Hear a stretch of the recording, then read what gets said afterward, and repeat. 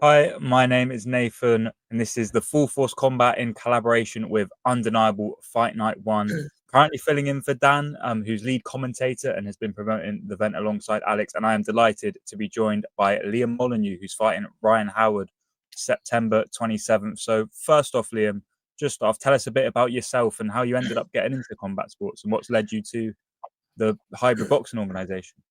So I've always been around like some form of combat sports, bit like Muay Thai, and that, and Taekwondo that when I was younger. And so I'm full time in the British Army. So I'm a soldier, and that's how I got into like boxing, like specifically. Once I going through training, I went there, realized, oh, I'm quite decent in comparison to like raw basics. And then went on, did, and then basically just fell in love with it from there. And then I coached some people as well. But yeah, just like through my job within the army, like everything's related phys. We're always doing phys. Boxing's loved in the army, and our boxing nights are amazing. So it just goes hand in hand. And I like a beer, and you always have a beer after boxing. So And I can imagine that background it sort of gives you a lot of discipline, which is so important in the fight game, especially coming. Got to make weight and you've got to do sort of everything that leads to that. Must be so important. yeah, I'd say it does help. Like I'm a very driven person. If I've got if I commit something, I'm like very much 100% in. I'm all for that. I don't half-ass anything. It's like a benefit, but also a downfall, depending on what situation it is. But yeah, I'm like 100% whenever I commit something with like discipline with anything. So it is good for it. Yeah. And did you sort of have any heroes growing up or sort of boxers you would watch and be like, oh, I want to be like him. I want to fight like him. Um, I wouldn't say I've ever like looked at someone and said I want to be like them. I'm very much one of them people who's like I don't try and copy someone else. I try and just be me. However, Hmm. I do enjoy watching people like with a bit of flair, like Princess and stuff like that. I would never like try and say I want to be like that. I'll be honest, I'm never gonna reach them levels. Like I'm not that good. I'm definitely like decent, but I'm nowhere near gonna reach them levels. But yeah, I just enjoy watching it. Like good technical boxing matches, but then also a bit of flair. And yeah, it's just good entertainment in it.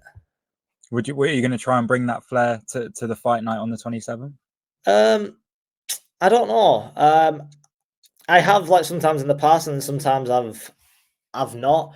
I don't really go in trying like on purpose to try and put on a show, like to give some flair. I just go into box. Like it's a job to do at the end of the Yeah, so it's more like maybe you get into that flow state and then all of a sudden, maybe you feel like you're winning and the tricks might come out a little bit. day. Yeah, I wouldn't even necessarily say like I feel like I'm winning. I got the upper hand. Like Mm. sometimes it does just happen. Like predominantly when I've been doing like anything, I'm a bit of a showman. Like I like Mm. not necessarily being like the center of attention, but like I like everyone having a good time and people enjoy exciting fights. I don't like just being a boring fight. However, I'll be honest, I have had some boring fights from my own half. But yeah, I do try and be entertaining for people, whether that be with some kind of flair or just good technical boxing. And is that would you say like what would you say is sort of your best asset in terms of boxing and what you bring to this fight coming up? I'd say my best asset would be footwork, composure, and my boxing IQ. Hmm. And have you seen a lot of Ryan Howard? Do you know a lot about his game and what he brings? As well, I've seen his interview from this, like the things that he said in there, but I've seen two fights, and he looked like he's a bit of a range. And he said on the interview himself he likes being a bit range, but he doesn't mind getting close. And I'll be honest, I'm not really going to read too much into it. We're not at that kind of level where you can analyze and look at some fights and know this is how they fight.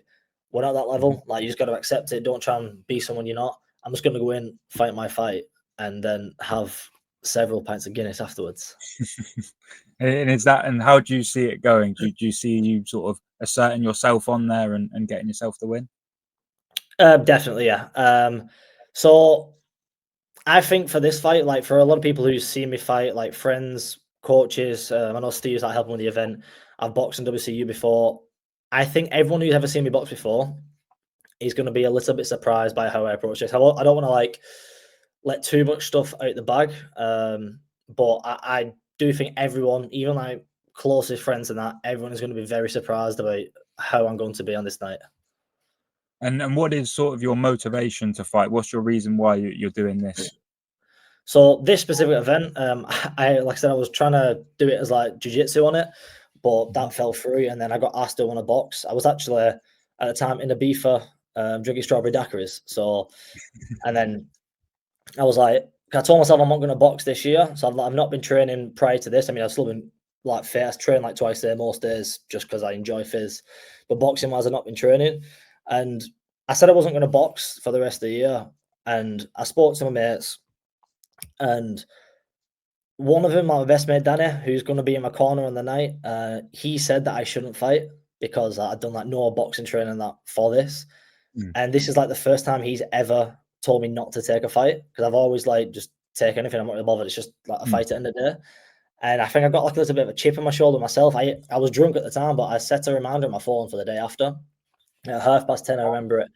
And then I forgot I set the reminder. And the day after, I was replying to the message to basically accept the fight, forgetting I'd set the reminder. And as I was typing it, that reminder came up, him reminding me that I shouldn't fight. And then he almost all messaged me all within the space of like 20 seconds. I was like, this is the sign. I'm definitely doing this. So that kind of made me take this fight. But I'd say, weirdly, like been reflecting on it, this fight actually means quite a lot to me, because the last 2 times I was out, which was last year, I've not fought this year in boxing.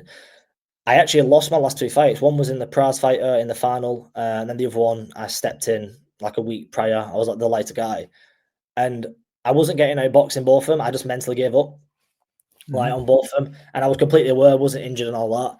So for the past like year, not even just related to that, I've been working with like business mentors, some of my coaching business, and I've been doing a lot of mindset work, like a mindset coach, and I am like bulletproof now. So I think this is like more to prove something to myself. Like, I'm in the mindset, I'm gonna walk in this ring and you're gonna have to like hit me with a baseball bat, shoot me with a shotgun to make me stop coming at you.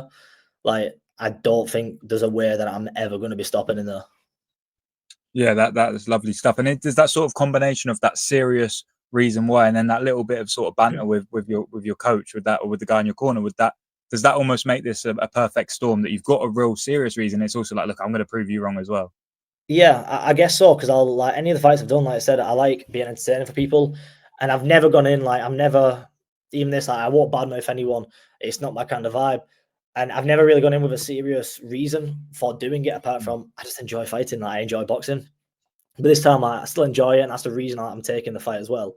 But like, I think I've got something to prove, and that's why I said I think a lot of people are going to be shocked with how I approach this. And do you have a message for Ryan Howard? Maybe not necessarily like a trash talk thing, but do you have a message for him?